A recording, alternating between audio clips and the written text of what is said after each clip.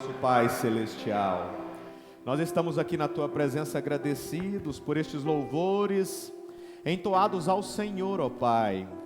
Pai, estamos nestas primeiras horas do dia, estamos começando nesta manhã de domingo, Pai, já entoando ao Senhor os louvores, já buscando ao Senhor não apenas aqui, mas muitos já desde o acordar, ó Pai, tem elevado as suas mentes ao Senhor, os seus corações, buscado ao Senhor mesmo nas madrugadas. Pai, nós simplesmente necessitamos do Senhor 24 horas por dia, pois enquanto nós estamos dormindo, Tu és aquele atalaia que não dorme, que não tosqueneja. Ó Pai, Tu és aquele guarda de Israel citado pelo salmista, que está todo o tempo protegendo, guardando, olhando para o inimigo e guardando cada um daqueles que estão ali dentro da cidade. Pai, obrigado pelo privilégio de nos reunir aqui nesta casa de oração.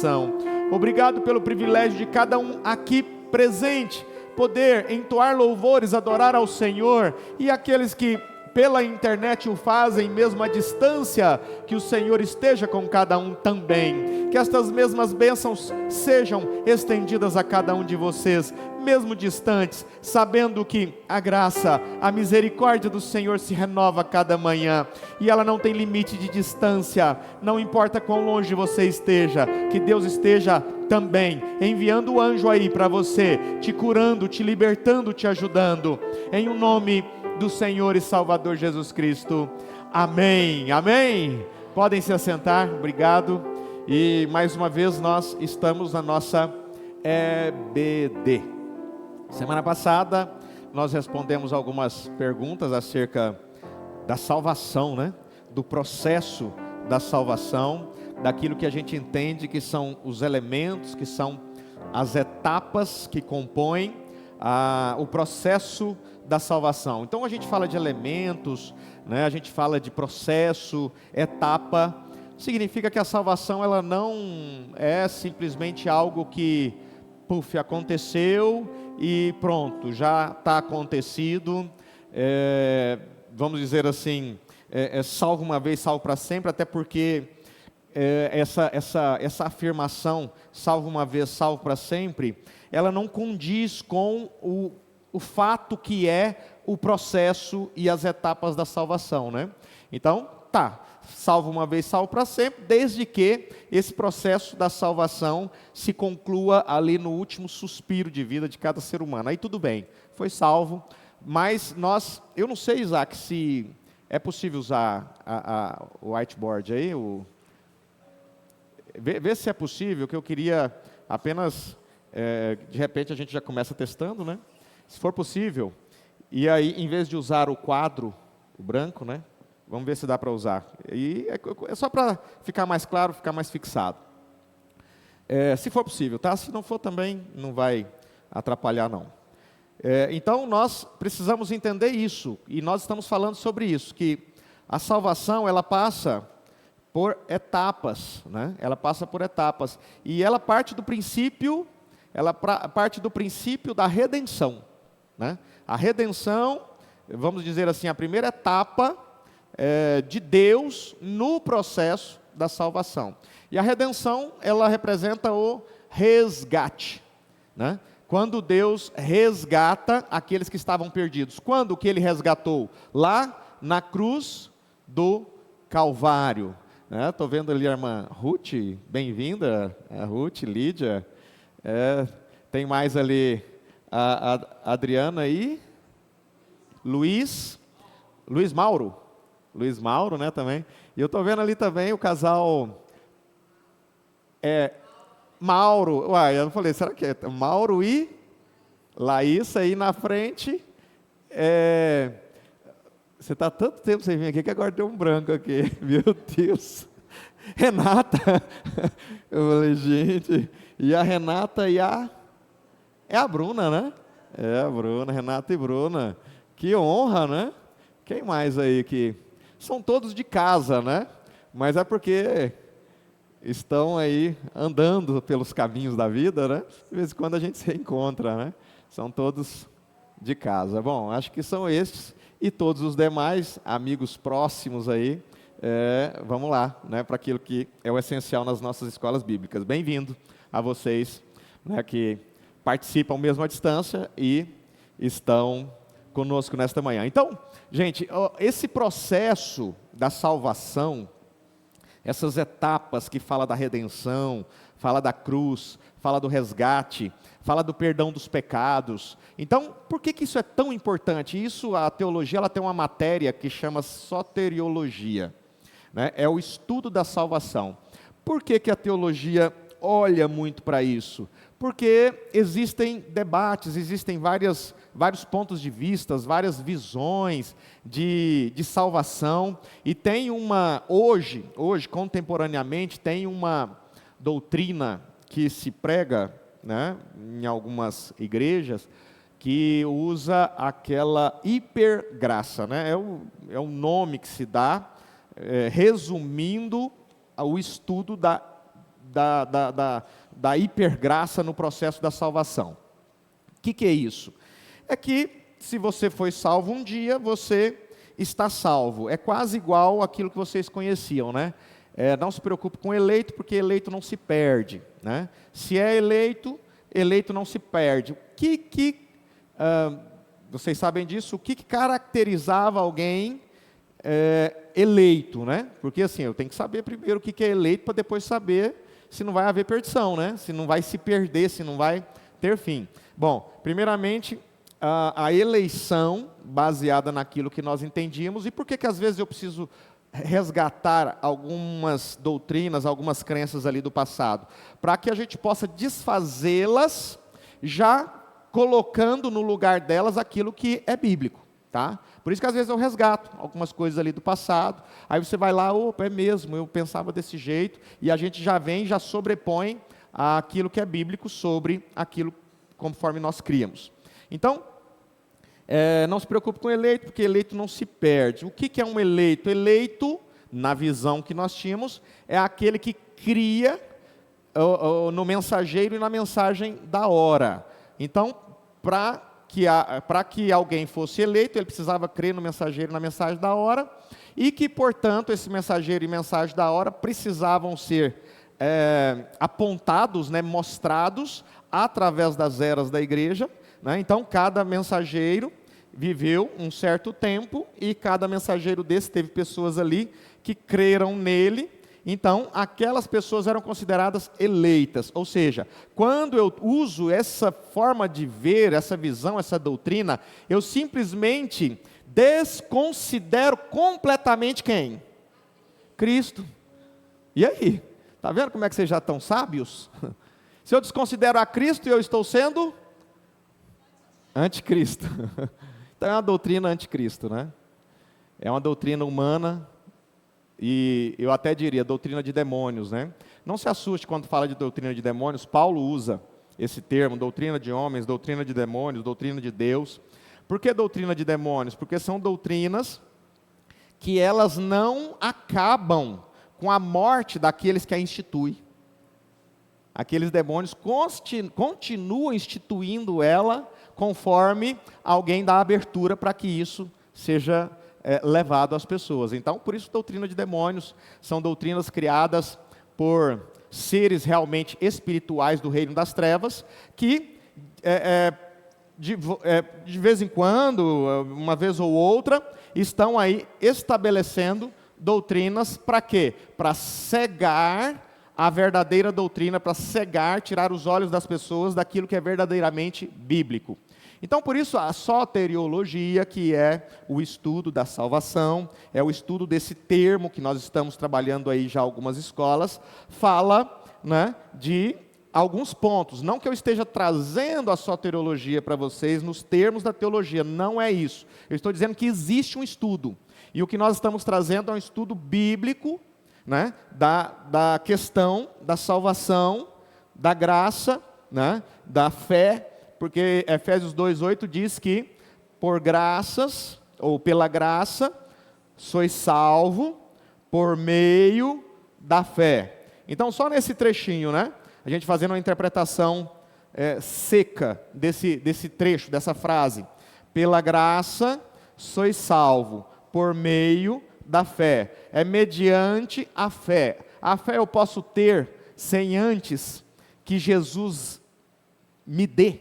Eu não posso, porque Jesus é o autor e consumador da nossa fé. Então, sem Jesus, eu não posso ter fé. Então, primeiramente, é um processo que vem acontecendo, que não depende de mim, até que ele passe a depender. E é o que nós vamos falar hoje. 2000 anos atrás, Jesus morre na cruz para salvar o pecador, perdoar o pecado e restaurar a comunhão que o homem tinha perdido no Éden, né? Restaurar essa afinidade do homem para com Deus, ser o mediador entre o homem e Deus.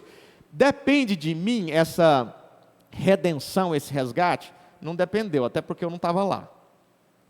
Então é uma obra de graça, né? É um favor imerecido. E aí o processo da regeneração, quando o Espírito Santo vem e, eu diria assim, acopla ao seu espírito, né? Então, a partir daquele momento, o Espírito Santo, ele pratica uma obra de regeneração. Regeneração fala de novo nascimento, ser gerado novamente. Ser gerado novamente, e a gente usa o exemplo de, quando você era bebê, ou melhor, quando você era um feto, você não lembra do período dos 9 meses, ou 7, ou seja, quantos forem, que você esteve no ventre de sua mãe. Então você estava sendo gerado. Então o processo de regeneração, que é obra e graça do Espírito Santo, atuando na sua natureza carnal e humana, também não depende de você. Até porque quando você estava sendo gerado, você não ficou ali, manda comida, faz isso, faz aquilo, estou precisando comer, estou com fome. Não, tudo aquilo acontecia através do corpo, né? O próprio corpo estabelecia aquilo, que é o próprio Deus, né? Então, depois do processo da justificação, é quando nós nos apresentamos, né, ali diante do trono de Deus e arrependidos, né, com fé que Jesus Cristo, que o sacrifício dele é suficiente para nos perdoar de todos os pecados, tirar toda a culpa, tirar toda a condenação, né, do pecado. Então a gente se apresenta diante do trono de Deus e então ele nos justifica. O que é justificar? É olhar para aquela pessoa que está ali no tribunal e dizer, olha, apesar de todos os pecados, de todos os erros, de tudo que aconteceu, eu estou aqui hoje, já que há um arrependimento, já que há um reconhecimento do pecado, já que houve aquela meia volta, então rasga-se toda ali os documentos da culpa, então Deus declara justo. O que significa isso? Não que nós tenhamos alguma justiça humana para apresentar para Deus, mas a justiça de Cristo é imputada em nós. Então nós nos tornamos justos, já que Cristo tem na sua natureza, na sua essência, a justiça que Deus busca. Então, está vendo o processo que envolve a salvação? Aí quando a gente entra na parte prática, no elemento prático da salvação, que é a santificação. Que é quando Deus diz, sejam santos como eu sou santo. Então quando eu entro nessa etapa, nesse momento prático da salvação, eu tenho que entender que, da salvação e que portanto é a santificação, que é uma das etapas, né, desse processo de salvação. Então a santificação, ela é exigida de Deus, ela não é uma opção. Bom, já que Deus enviou seu Filho, morreu em meu lugar, ou seja, Ele já me resgatou do pecado, da culpa, Ele já enviou o Espírito Santo para me regenerar, me trazer um novo nascimento, o nascimento da água e da palavra, já que Ele diante do seu tribunal me torna justo, já que eu não posso entrar na presença de Deus de forma impura, então Ele me justifica, Ele torna um pecador justificado, ou seja, inocente daquilo que cometeu. Então aí a gente vai para a etapa da salvação, da santificação, que é uma das etapas da salvação. Então o que é a santificação? É um processo, é uma caminhada, é uma jornada. Até quando? Até quando eu devo me santificar? Até quando? Já que não é uma opção. Se tudo der certo, já que você recebeu o perdão na cruz do Calvário, já que você foi regenerado pelo Espírito Santo, já que você foi justificado, então assim, você não tem que fazer mais nada. tudo Deus já fez por você. Por isso que nós estamos dizendo hoje, o princípio dessa santificação, ou seja, essa santificação parte de um princípio que a santificação, ela precisa ser um processo, uma jornada, uma caminhada, uma busca constante. E aí nós vamos lá no Evangelho de Mateus, quando Jesus diz que aquele que perseverar até o fim será. Então quer dizer que a salvação, não tem como eu dizer, eu fui salvo. Posso dizer, fui salvo. Posso. Só que eu não posso parar por aí. Eu fui salvo, através do perdão dos meus pecados, na cruz do Calvário, 2000 anos atrás eu fui salvo, né, pelo sacrifício da cruz.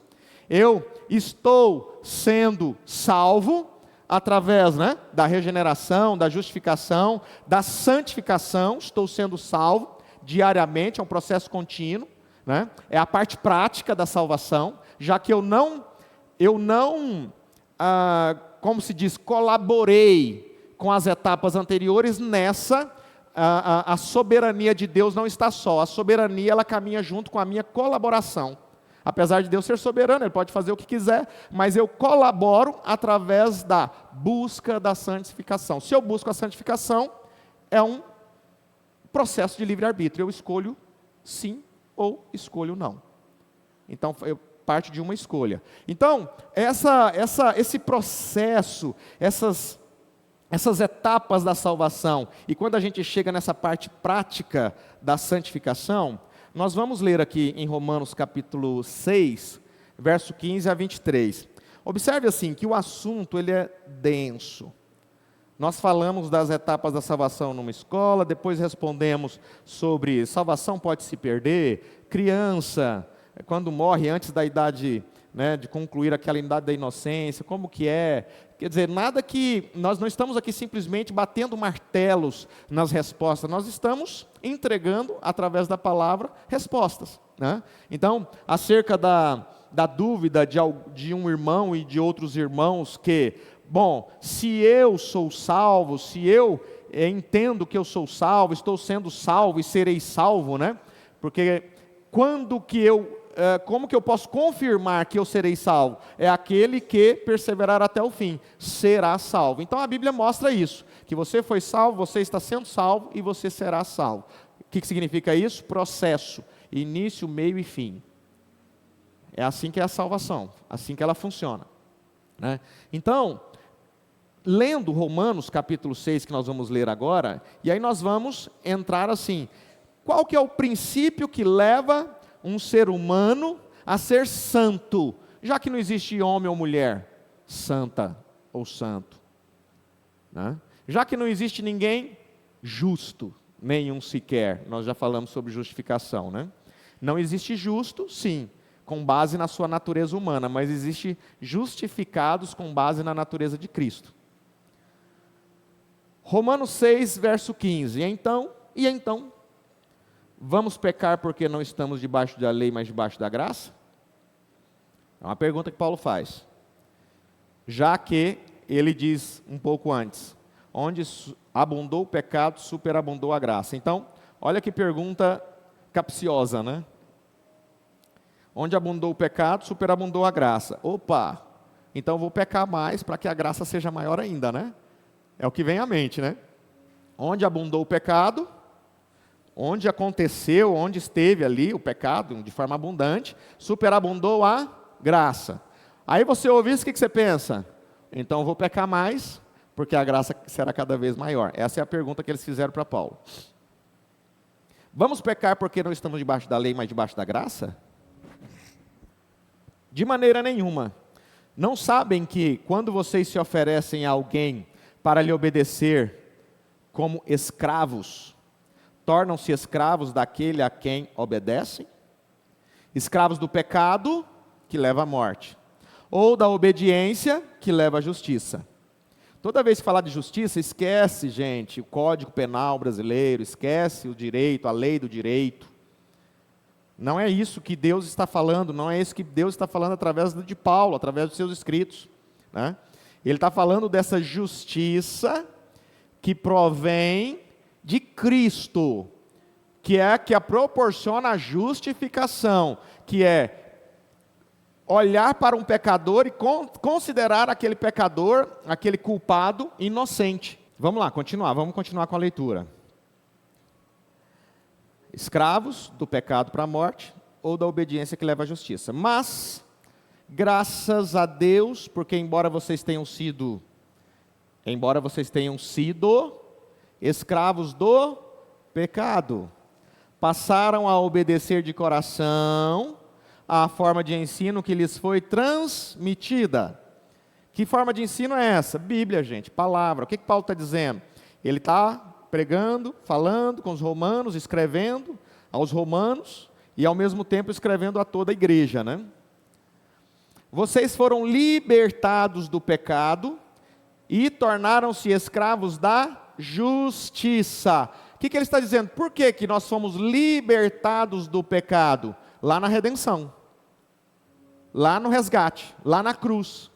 O que a cruz representa? Perdão. A cruz representa extração, né?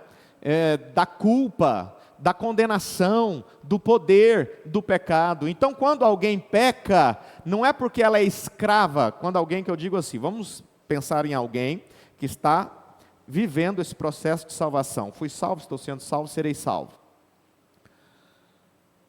E esse alguém peca, erra. Um salvo pode pecar? Sim. João fala isso, filhinhos, ele está falando para quem? Para os salvos, que foram salvos, estão sendo salvos e serão salvos. Eu estou repetindo isso muito para você entender esse processo. Mas alguém que foi salvo, está sendo salvo, e não perseverou até o fim, foi salvo? Está vendo? Parece complicado, mas ao mesmo tempo, sabe o que quer dizer? Não adianta você achar que falou em línguas, eu recebi o Espírito Santo num culto, eu profetizo, tudo bem, pode profetizar, é bom, eu tenho dons, discernimento de espírito, profecia, falo em línguas, interpreto línguas, né? Eu tenho o dom do conhecimento, da sabedoria, das palavras. Tudo isso é maravilhoso e deve ter mesmo dentro da igreja para edificar a igreja. Contudo, isso tudo faz parte do processo. Fui salvo, estou sendo salvo e serei salvo. Só que é interessante que tem uma escritura que diz que, Jesus dizendo, falando assim, lá naquele dia vocês vão chegar em mim e vai dizer assim, eu vou acrescentar ao meu bel prazer aqui. Não que a escritura diga tudo isso, mas em outras palavras Jesus está dizendo isso. Vocês vão chegar lá naquele dia, ele vai chegar diante de mim e vai dizer, Senhor, Senhor, não profetizamos em Teu nome, não curamos em Teu nome, não falamos em línguas através do dom do Espírito, não interpretamos, não fomos à igreja, não curamos, não oramos, não fizemos tudo isso em Teu nome. Aí o que Jesus disse? Afastai-vos de mim, vós que praticais a iniquidade. Então, dentro do processo da salvação, onde essas pessoas pararam? Foi na redenção? Não, Jesus já consumou a obra. Foi na regeneração do Espírito Santo atuar ali na vida da pessoa? Mas como que o Espírito Santo regenera alguém e depois ela se perde? Bom, Hebreus capítulo 6 fala que, a gente pode ler, né? E eu vou deixar Romanos para continuar, mas a gente vai Hebreus 11 para ficar ao pé da letra, né? A gente cita mais...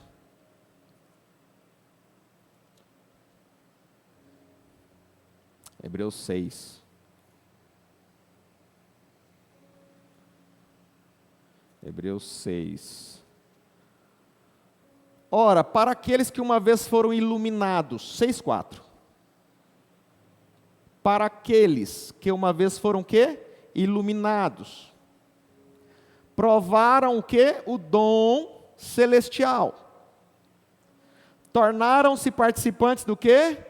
Do Espírito Santo. Está na tela não, né? Estou pedindo, vocês não acham que estava na tela. Aqueles que uma vez foram iluminados, provaram o dom celestial, tornaram-se participantes do Espírito Santo, e experimentaram a bondade da palavra de Deus, e os poderes da era que há de vir, e caíram. Ah, mas salvo uma vez, salvo para sempre. Ué. Dom celestial, Espírito Santo, iluminados. Passou pelo processo da redenção do Calvário, da regeneração, da justificação, e ficou aonde? Não entendeu que as obras, ou as boas obras, apesar de não produzir salvação, entenda isso, boas obras não produzem salvação. Gente, se boas obras não produzem salvação, tem uma doutrina espírita que prega que através das boas obras se alcança a salvação. Biblicamente já cai por terra. Boas obras não produz salvação, mas salvação produz boas obras. Entende? Então assim, nós precisamos entender e começar a tirar o homem do centro. É interessante que essa questão do homem estar no centro de tudo e, portanto, se tornam egocêntricos. A humanidade vai se tornando cada vez mais egocêntrica. Ela parte lá de um princípio dos estudos dos astros, né, da astrologia, em que eles entenderam que tudo, né, no nosso sistema solar, né, nessa Via Láctea que nós fazemos parte, tudo, o Sol, a Lua, as estrelas, os planetas giravam em torno da Terra. Né? Lá, mais de 2000 anos atrás, então eles viam isso, né? A Terra no centro e tudo girando em torno da Terra. Hoje nós, se perguntar uma criança hoje, fala... Como é que é? O Sol gira em torno da Terra ou a Terra gira em torno do Sol? E aí, gente? Agora eu faço a pergunta para vocês, astrônomos, astrólogos, cientistas. Hoje, a Terra gira em torno do Sol ou o Sol gira em torno da Terra? Ah, que bom. Que já tem quase, acho que já tem mais de 1000 anos, né, que eles concluíram isso. Concluíram através de estudos, né? Estava lá, eu não lembro mais o nome, desses cientistas, né? Que estava lá olhando, opa, é o Sol, que é o centro da nossa Via Láctea. A Igreja Católica falou, não. Se você afirmar isso, nós vamos tirar a doutrina que o homem é o centro de tudo. A Terra é o centro, e o homem é o centro, né, de tudo. Vamos tirar, você vai atrapalhar aquilo que nós trazemos aos nossos, ia falar súditos, né, mas na época era súditos, né, hoje não, hoje aos nossos irmãos. Não pode. Aí prende um aqui, mata outro ali. Não pode, mas não teve jeito. Falou, gente, está lá, está claro. Ó, os equipamentos agora mostram de forma mais clara. O Sol está no centro e a Terra gira em torno. Ah, então não é mais o geocentrismo, né, que é a Terra no meio. Agora, não é mais, hoje é o geocentrismo, a Terra no meio. O que é hoje? Heliocentrismo, né? É o Sol no meio, né? O Sol no centro de tudo. E os planetas tudo girando em torno do Sol. Então, quer dizer, não é mais o geocentrismo, é o heliocentrismo? Sim. E aí a igreja teve que reestruturar a sua pregação. O Sol representa quem, gente, para nós? Deus.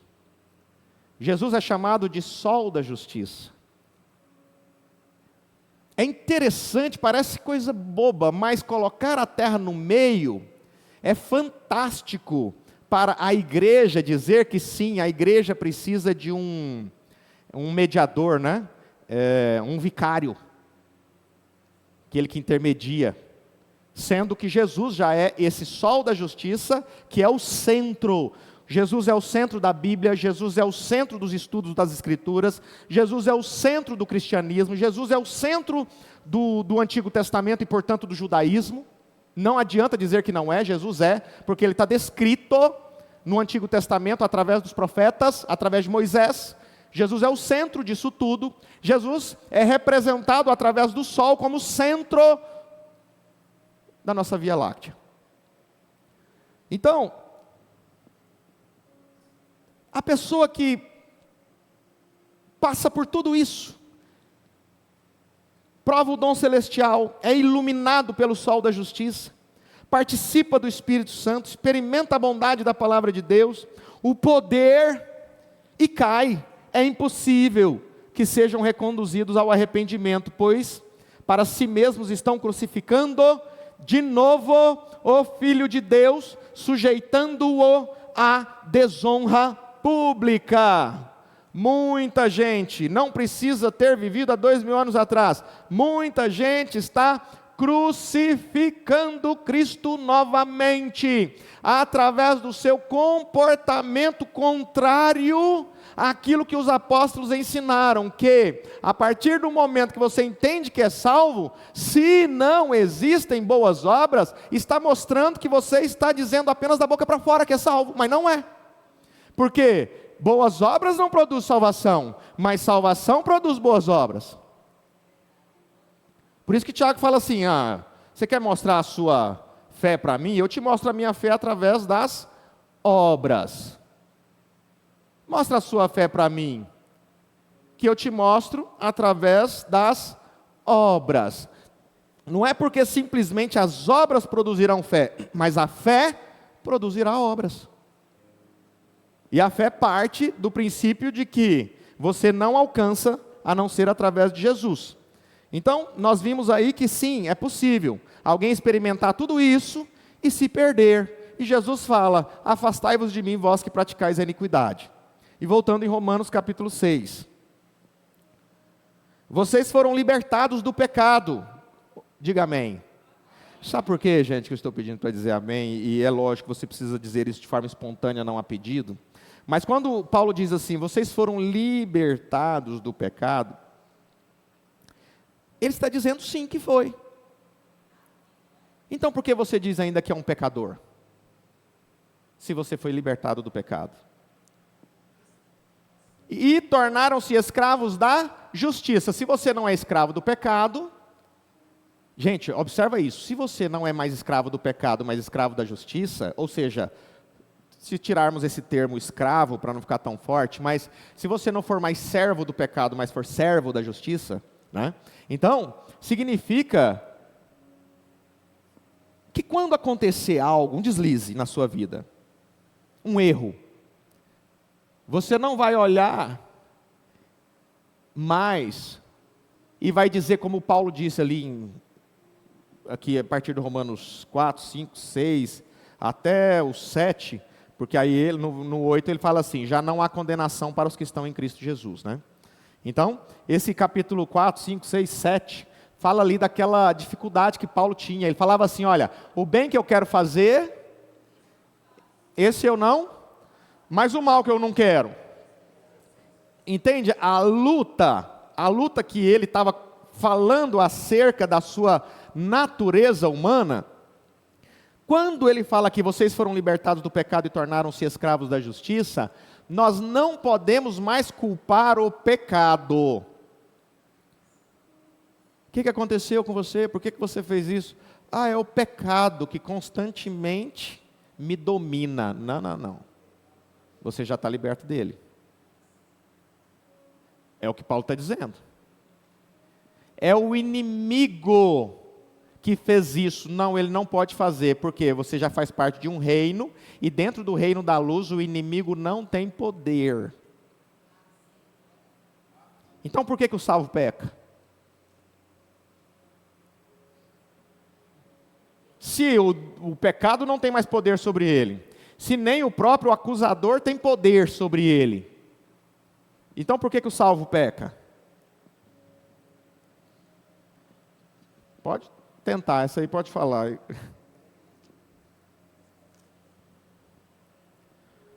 Tiago capítulo 1, verso 13. Quando alguém for tentado, foi o diabo, foi o pecado. Pecado que habita em mim. Não. Pecado não, você já foi liberto do pecado. Quando alguém for tentado, jamais deverá dizer: estou sendo tentado por Deus. Muito menos foi Deus, né? Nem usa essa hipótese. Por que aconteceu? Foi Deus. O que aconteceu na sua vida? É Deus, menina. Deus?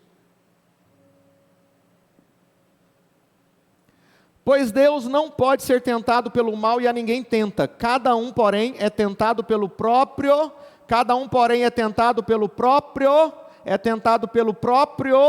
mal desejo. Não foi o pecado, não foi o diabo, não foi Deus. Eu estou falando para aqueles que entendem que foram salvos, que estão sendo salvos e que serão salvos. É para esses que eu estou dizendo. E Tiago estava escrevendo também para estes. Cada um, porém, é tentado pelo próprio. Aí você aponta para você: mal desejo. Sendo por este o quê? O mau desejo. Sendo arrastado pelo mau desejo. Sendo seduzido pelo mau desejo. Mas que coisa engraçada, ele morre na cruz, me redime, né? O resgate vem através da cruz, a regeneração vem através da obra do Espírito Santo, fazendo com que o Espírito Santo seja o guia ali, dentro dessa duplicidade, né? Porque a natureza humana, ela não deixa de existir, ela continua existindo, ela simplesmente se sujeita aquilo que o Espírito Santo ordena. Então você coloca ela para se sujeitar. Não é que assim, a natureza humana não existe mais? Não tem jeito. Que natureza humana é essa? É aquela que produz as obras da carne. Ela deixa de existir depois da regeneração? Não. A regeneração é o Espírito Santo acoplando ao seu espírito, de forma que, se você, no processo da santificação, der ouvidos ao Espírito Santo, você vai, todo o tempo que o mau desejo apresentar para você uma tentação, você usa o Espírito Santo para proibir, para coibir que aquele mau desejo prospere. Gálatas 5 fala: obras da carne e depois do fruto do Espírito. Pois Deus não pode ser tentado pelo mal e a ninguém tenta. Cada um, porém, é tentado pelo próprio mau desejo, sendo este arrastado e seduzido. Mau desejo vem à mente. É uma voz. Gente, esse negócio de voz, tem tanta gente falando Deus me disse, que não é Deus, tá? Não é Deus. Foi Deus que me disse. Tá, pelo conteúdo não foi Deus, tá bom? Cuidado. No mínimo, não coloque Deus nisso, no mínimo. Tudo bem, continue ouvindo essa voz. Foi Deus que me disse: Deus mandou te dizer, deixa esta mulher e casa-se com essa outra. É um fato verídico que eu ouvi. Deus que falou isso? É uma voz. É uma voz. Mas é de Deus? Deus mandou te dizer, destrua a imagem dos seus pais. Não foi Deus. Foi uma voz. Então, o desejo é uma voz.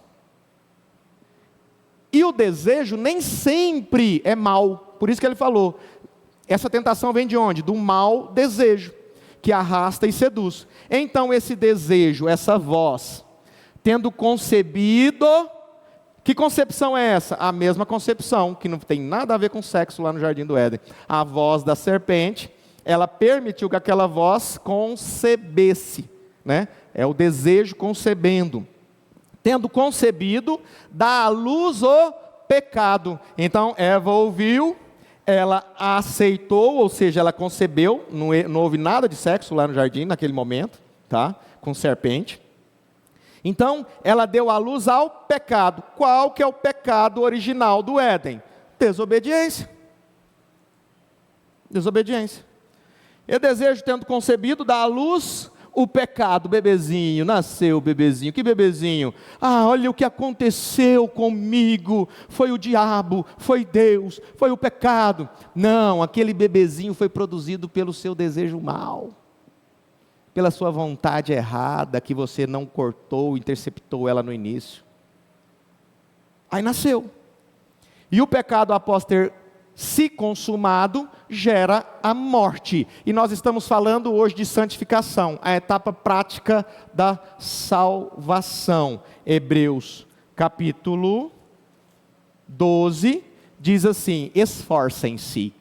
Gente, o que é isso aqui, esforcem-se? A hipergraça cai por terra só com esse termo, esforcem-se. A hipergraça diz: salvo uma vez, salvo para sempre, portanto, os pecados já estão perdoados do passado, do presente e do futuro, e realmente isso é verdade, só que não da forma como é ensinado, porque justificação, gente, na verdade, quando a gente fala de redenção, de regeneração e justificação em especial, nós temos que entender que a justificação resolve o nosso passado, a justificação resolve o nosso presente, e ela resolve também o nosso futuro. Só que do presente para o futuro depende de mim me esforçar.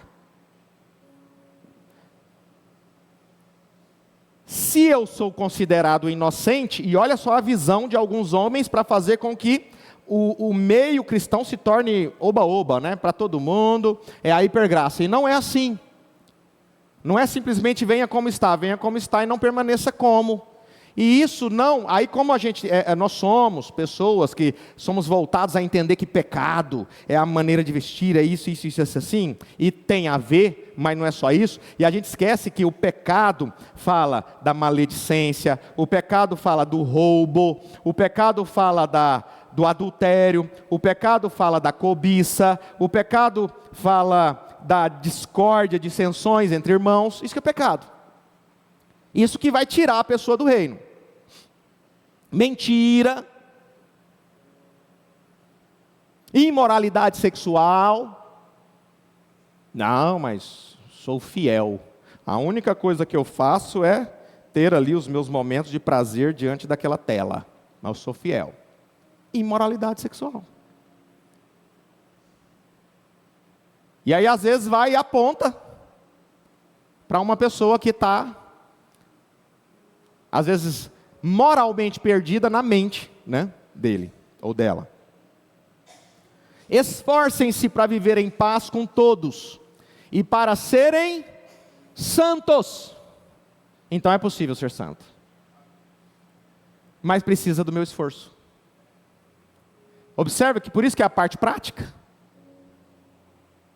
porque é o momento em que antes era apenas um par de pegadas. O que significa isso? Já esquece a história das pegadas na areia, apenas um simbolismo. Antes era um par de pegadas. Por quê? A redenção, quem fez? Foi Deus. Jesus. Resgate. A regeneração foi o Espírito Santo. Uma obra na sua vida. Uma pegada, um par de pegada ainda. Aí eu vou para a justificação, Deus tornando o culpado inocente. Aí já começa a ter a minha participação, lá no processo da justificação. Já começa a ter a minha participação, porque a partir de então, eu entro no processo do arrependimento, do reconhecimento da cruz do Calvário, que só Jesus Cristo salva, que obras não produzem salvação, mas que esta salvação vai me produzir obras, e que eu preciso fazer algo pelo reino de Deus, eu preciso esforçar, eu preciso realmente estar em comunidade, Hebreus capítulo 13, verso 10, não deixem de congregar, não deixem de manifestar o amor de Deus às pessoas, não deixem de falar de Cristo a todos que você passarem, não deixem de se esforçar cada vez mais para trazer santificação a essa vida. E o que é esta santificação? Esforcem-se para viver em paz com todos e para serem santos. Sem santidade ninguém verá o Senhor. Gente, redenção, checado. Regeneração, ok. Justificação, feito. Depois de tudo isso, sem santidade, sem a parte prática, sem eu me esforçar, sem eu fazer, sem eu lutar, sem eu buscar, ainda perdi. Hebreus capítulo 6. Mesmo que você tenha experimentado, tenha sido iluminado, o poder de Deus, os dons do Espírito Santo, participado de tudo isso que Deus proporciona nesse processo, e cai. Esquece que precisa continuar praticando. Você sabe qual que é o maior perigo, o momento de maior perigo que nós vivemos? É o momento quando nós somos abençoados por Deus. O maior perigo que nós podemos viver na vida é aquele momento em que nós olhamos e falamos: puxa vida, quantas bênçãos Deus tem feito na minha vida, quanto Ele tem me entregado, olha quanta coisa Ele tem feito por mim. Porque nesse momento, tendencialmente, nós, os seres humanos, temos a tendência de nos acomodar e entender que estamos bem, estamos certo e tudo bem, Deus tem nos abençoado. Naquele momento que corre-se o grande risco da queda, do deslize, porque nós afrouxamos, nós paramos de entender que, mesmo que Ele tenha morrido por mim, mesmo que Ele tenha regenerado meu espírito, mesmo que Ele tenha me justificado, eu preciso da etapa prática da salvação, né? Que é a santificação.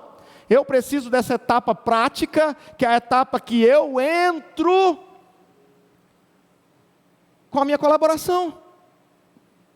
Porque a hipergraça praticamente fala assim: olha, Deus é soberano, Ele que faz tudo, Ele sabe quem Ele vai salvar. E até o calvinismo, assim, eu recebi uma proposta para um debate essa semana, assim, falou: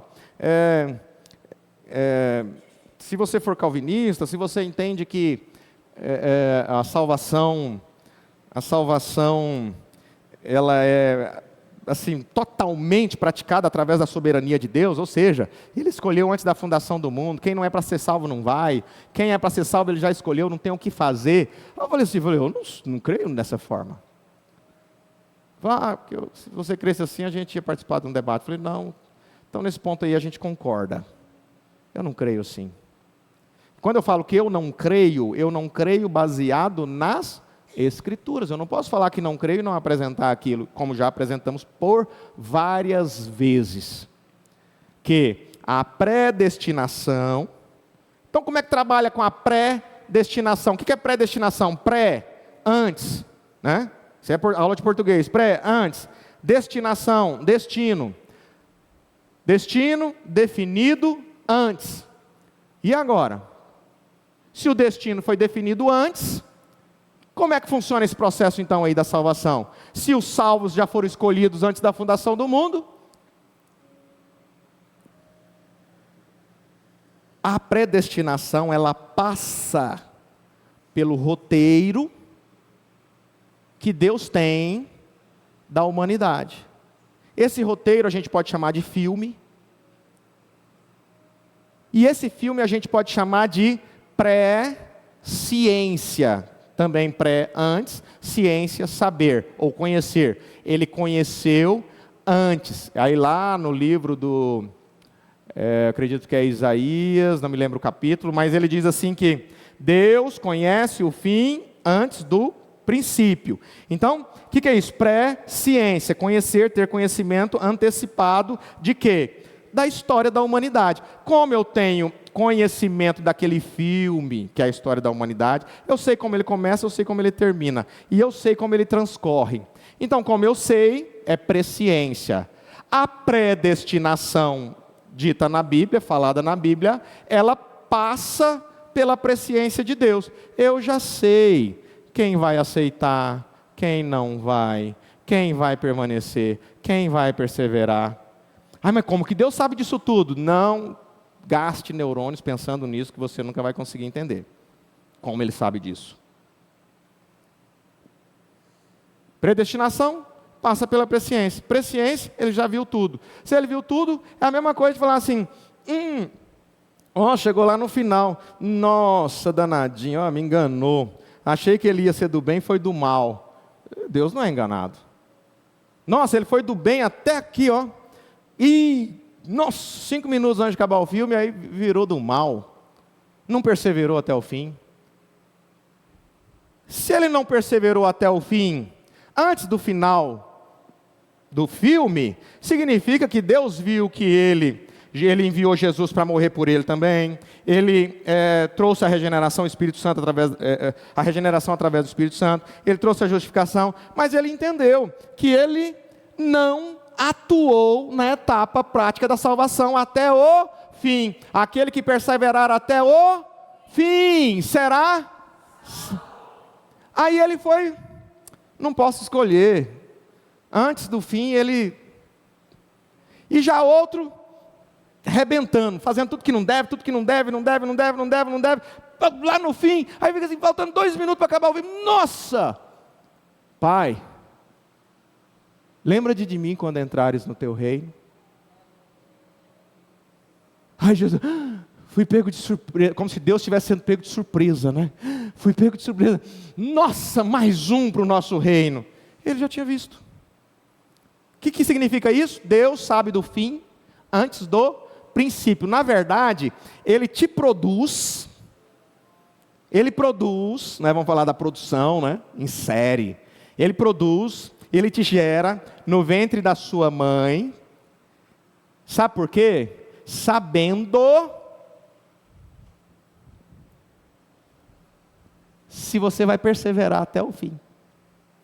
Primeiro ele olha aqui, perseverou até o fim, esse aqui vai perseverar. Aí Paulo, Jeremias fala assim, tu me conheceste desde o ventre da minha mãe. Por quê? Porque quando Deus viu Jeremias lá sofrendo, ele foi e criou esse aqui, vai perseverar, escolhi ele. Por que ele escolheu? Porque ele é bom com Jeremias e mal com os demais? Não. Ele escolheu ele porque ele viu lá, ele vai até o fim, Isaías vai. Aí ele olhou para você e falou, ele foi? Que isso? Vou até assistir esse filme de novo. Deus assistindo você naquela loucura e vai e vem, não sei se dá, se não dá. E de repente você vai perseverar até o... Aí você perseverou, vamos lá, bota aí. Ele vai nascer lá em Rubiataba, Ceres, Rialma. É os lugares que vocês nasceram, né? Alguém nasceu aqui em Goiânia? Ninguém, né? Você nasceu em Goiânia?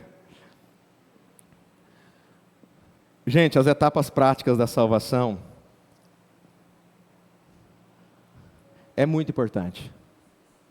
Na verdade é essencial. Porque é ela. Você não tem que preocupar mais com a morte na cruz. Nossa, será que vai morrer por mim? Já morreu. Você não tem que preocupar mais com a regeneração, obra do Espírito Santo na sua vida, porque isso aí é o novo nascimento. Aí você fala assim, não pastor, mas eu ainda não recebi o novo nascimento. Olha, eu vou dizer uma coisa. Se você entende que ainda não foi regenerado pelo Espírito Santo e que as obras demonstram que você não foi regenerado, eu digo uma coisa, pratique boas obras, não para ser regenerado, mas a prática das boas obras faz com que esses atos, né, esses atos de justiça, prática das boas obras, trazem a você uma boa consciência. Quando traz uma boa consciência, inverte o seu pensamento, faz com que você se aproxime mais de Deus. Não que isso vai te levar à salvação, mas isso te aproxima da possibilidade da regeneração, do novo nascimento. Justificados. Você não tem como falar, Senhor, eu estou aqui, e você está no banco de réu. Justificação você está sentado no banco de réu, você não tem o que falar. Tem lá o jurado e tem o juiz. O juiz é Deus. Aí houve lá, fez isso, fez aquilo, e está arrependido, reconheceu, deu meia volta, olhou para a cruz, viu a salvação, justificado. Por que é tão importante falar da santificação? Porque a santificação é a hora que você fala, agora Senhor, eu vou retribuir tudo que o Senhor fez na cruz do Calvário, na regeneração e na justificação. E eu vou pagar o preço, e eu vou sofrer, e eu vou renunciar, e eu vou ter intimidade, orar, buscar a Deus, ler a Bíblia, momentos de oração, jejum, cultuar. Você não veio para o culto hoje, você veio cultuar. Oferecer culto. Oferecer culto. Você não veio para um culto. Como assim? Eu vou lá no culto. Não, vou oferecer um culto a Deus. Aí cada um oferecendo um culto a Deus, imagina a atmosfera, a energia que está aqui agora. corpo humano, ele acende uma lâmpada, né? A energia que está no corpo humano acende, né? Dependendo da maneira como se faz. Ele produz energia para acender, né? Ele produz energia, realmente, energia. Agora imagina todos vocês aqui oferecendo um culto a Deus, entendendo que precisa se esforçar para se santificar. Peço para que vocês se coloquem de pé e entenda isso. Vocês foram libertados do pecado e tornaram-se escravos da justiça. 22. Mas agora que vocês foram libertados do pecado e se tornaram escravos de Deus, o fruto que colhem leva à santidade, e o seu fim é a vida eterna. Pois o salário do pecado é a morte, mas o dom gratuito de Deus é a vida eterna em Cristo Jesus, nosso Senhor. Nosso Pai Celestial, nós estamos na Tua presença, agradecidos por estes minutos, por estes momentos com o Senhor, e pedimos que a Tua graça, que nos basta, pedimos que a Tua misericórdia, que se renova a cada manhã, seja sobre nós, ó Pai. Continue nos abençoando no almoço que teremos, continue nos abençoando na tarde e no culto da noite, ó Pai, nos louvores, na adoração e na pregação, em o nome do Senhor e Salvador Jesus Cristo. Tome cada um destes aqui presentes em Tuas mãos, tome cada um destes que participam pela internet em Tuas mãos, em nome de Jesus Cristo. Saúde, força, vigor, coragem, esforça-te, tenha bom ânimo, em nome do Senhor Jesus. Amém, amém.